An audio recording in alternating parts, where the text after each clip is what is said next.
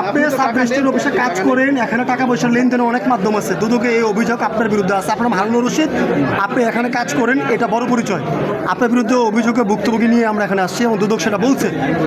আমি আপনার কথা ঠিক আছে, আমরা টিপ নিয়ে ছেড়ে দিই, এরকম লোক থাকে, টিপ নিয়ে আমরা দলিল দিয়ে ছেড়ে দিই, এবং টাকা পয়সা খারাপ ব্যবহার, এর খারাপ শুনুই তো পাই না। দুদকে অভিযোগ আছে আপনার বিরুদ্ধে খারাপ ব্যবহারের। টাকা তো কথা বলার সুযোগ পাই না। কিসের জন্য আছে?